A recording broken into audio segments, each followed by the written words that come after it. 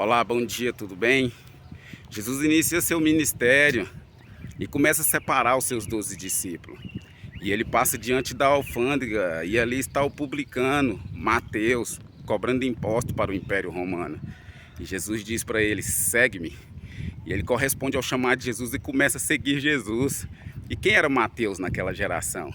Um cobrador de imposto para o Império Romano, e ele era judeu e estava dentro da nação de Israel. Para se tornar um cobrador de imposto naquele tempo, exigia conhecimento, inteligência, sabedoria, instrução e letras, e no mínimo ser bilíngue, porque a língua que predominava era a língua grega, mas ele estava dentro da nação de Israel, a língua hebraica.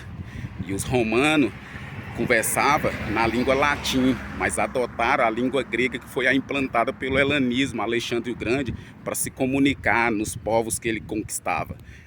E ali está Mateus, iniciando o seu ministério, e começa a escrever o Evangelho de Mateus, testificando o Evangelho que Jesus pregava.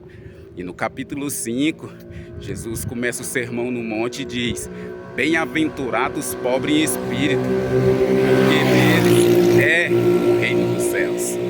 Mateus é o único que coloca dois reinos em evidência, porque Mateus era instruído, era inteligente, era estudado e sabia qualificar palavras, sabia identificar, se comunicar, identificar a comunicação.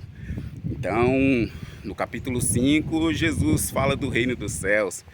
E no capítulo 4 ele diz: o reino dos céus está próximo. Mas no capítulo 6, no versículo 38, Deus já fala: buscai primeiro o reino de Deus e a sua justiça, e todas essas demais coisas vos serão acrescentadas.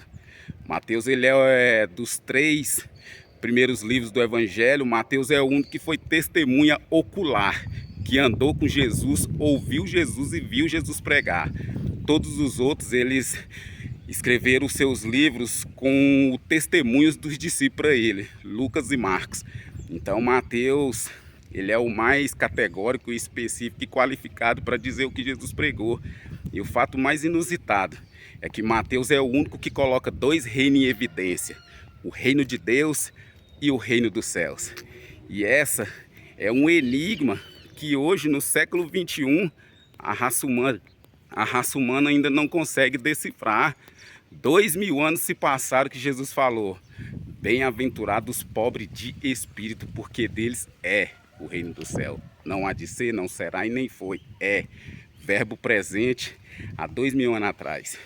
Que reino é esse que Jesus entregou ao espírito do homem há 2000 anos atrás? Qual é a diferença entre reino de Deus e reino dos céus? O reino dos céus, plural, D-O-S, C-E-U-S, céus. Deus, no seu alto e sublime trono, habita no reino de Deus e rege a sua justiça, opera e rege sobre todo o reino dos céus.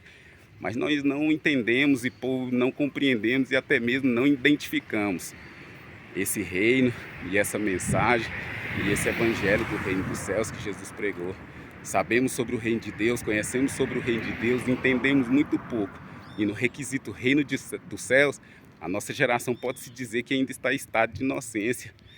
Mas as boas novas que o reino de Deus está emitindo para a terra dos viventes é que por esses dias Deus está dando voz para um exército que é habilidoso com as palavras, que é instruído em letras, que está portando a ciência do evangelho do reino e vai trazer clareza, porque chegou o tempo, o plano eterno há de ser revelado. Deus há de revelar o seu coração para a humanidade. Amém? Paz.